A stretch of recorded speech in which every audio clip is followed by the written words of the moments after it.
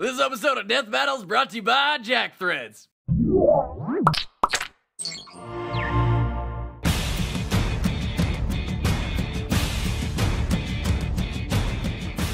Of all the warriors who have entered this arena, none can compete with these two titans of death. Kratos, the ghost of Sparta who single-handedly annihilated Olympus. And Spawn, who managed to dethrone both Satan and God. I'm Wizard and he's Boomstick, and it's our job to analyze their weapons, armor, and skills to find out who would win a death battle.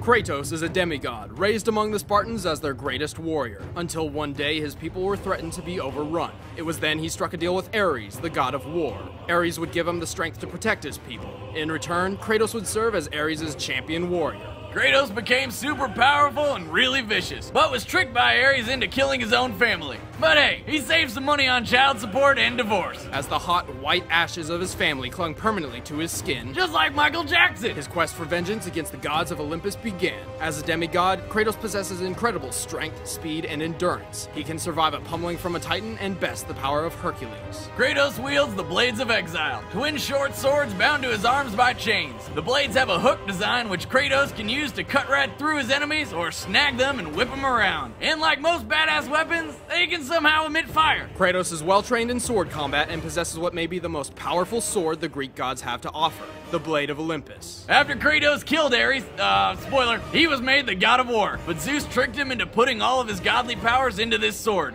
making him mortal once again. And making the Blade of Olympus a deadly harbinger of death to even the toughest Olympians. His most versatile defense is his golden fleece, armor capable of blocking powerful blows and deflecting magical attacks. But there's a whole lot more to this guy's arsenal. Like the bow of Apollo, which can shoot a rapid stream of arrows or charge up deadly fire arrows. Then there's the claws of Hades, which mercilessly rip the souls out of their victims, though tough opponents like Kratos can resist them. The Nemean Cestus are giant, ultra-strong gauntlets which can stun foes with brutal shockwaves. The boots of Hermes give him superhuman speed, and when battling the infamous Icarus, he ripped those huge wings off the old fool's back and took them for his own, giving him powers of flight. Holy crap, that's a lot of weapons. I like this guy. Kratos is not invincible, but he is very difficult to kill. Hell, he can't even kill himself. In his rage, he tore apart the ranks of Mount Olympus and slaughtered every god upon and below it, except for Aphrodite.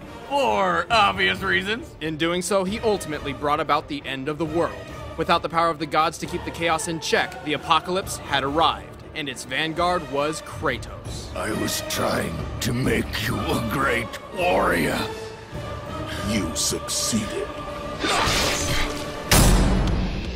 Al Simmons was trained to be a deadly, stealthy soldier and assassin, and proved numerous times he was the best of the best. But when his morality got the better of him, his boss terminated his contract permanently. That's when Simmons met Malbogia, one of the demon lords of hell, who struck a deal with him. He'd get to see his wife again if he became captain of Hell's armies. He agreed and was reborn as a Hellspawn. But as with most demons, it tricked him, leaving Spawn with a fate worse than death. And of course, Spawn swore revenge. Being a Hellspawn, he has superhuman strength and speed. He is nearly invulnerable and can use his own powers to heal and regenerate. In addition, Spawn can feed or draw from the evil ores of others for the same effect. It really saves him on band-aids. He wears a living, parasitic, symbiotic suit, named Letha of the 7th House of K.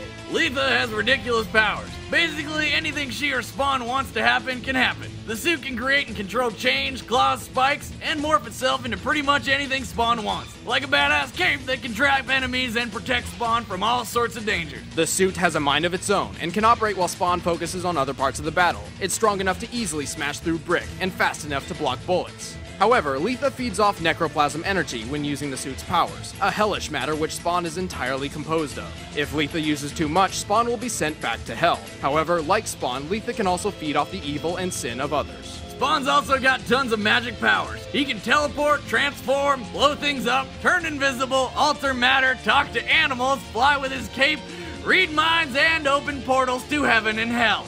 Holy crap! And he can control the elements, often using fire and water to defeat swarms of enemies. However, even with all these godlike abilities, Spawn usually resorts to his most primitive weapon. As he was trained in special forces for so long, Spawn is most comfortable using a gun. He's an expert in the use of nearly any firearm imaginable. Only two things can break through Spawn's defenses and hurt him: necro magic and holy weapons forged in heaven. In addition, he can only die if he's beheaded. Spawn's fought and killed all sorts of powerful enemies: assassins, cyborgs, vampires, ghosts, ghosts, angels, demons, other hellspawn, rampaging deities, even Satan and God. Yes, that old lady is the God.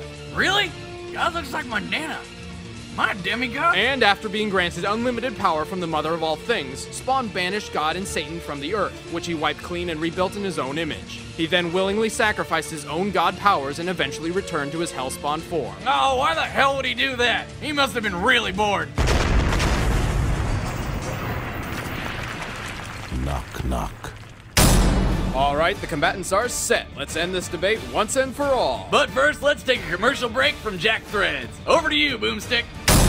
Ah, thanks, you handsome devil. Hey, Wiz, do you like going out to shop for clothes? Of course not, Boomstick. That's why I use Jack Threads. Jack Threads is a members-only online shopping club that does the dirty work for you, saving you tons of cash. Each day, Jack Threads serves up the hottest brands at up to 80% off what you'd pay in a store.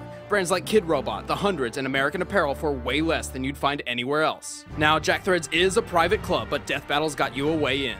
Go to jackthreads.com/battle and you can become a member right away. And yes, it's free to join. Go to jackthreads.com/battle and you'll instantly start saving without having to leave the house. Right now, it's time for a death battle!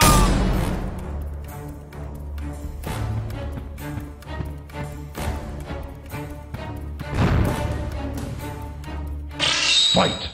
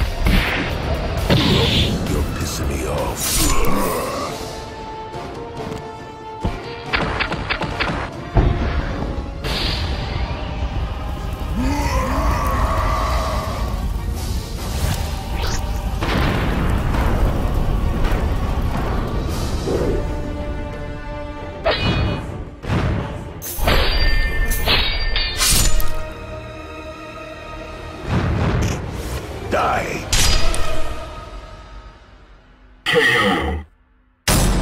Oh man, here comes the rage from the God of War fanboys. Kratos is a very difficult one to beat, but Spawn's magical prowess and near indestructible body proved too much for him. Yeah, normally that last attack would have meant the end for his opponent, but not Spawn. And while much of Kratos' arsenal were forged by Olympians, Olympus is composed of earthly elements, and is not another plane of existence like heaven, so it stands to reason none of the Olympian weapons could kill Spawn. Except the Blade of Olympus, but it wasn't enough. Plus, Spawn and his suit had plenty of evil energy to feed on during the fight, since Kratos is literally covered in his past sins. Well, that was one hell of a fight. The winner is Spawn.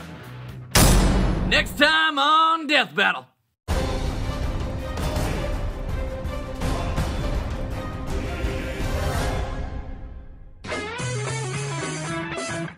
Want to see your ideal death battle come to life? Subscribe and leave your suggestion in the comments below.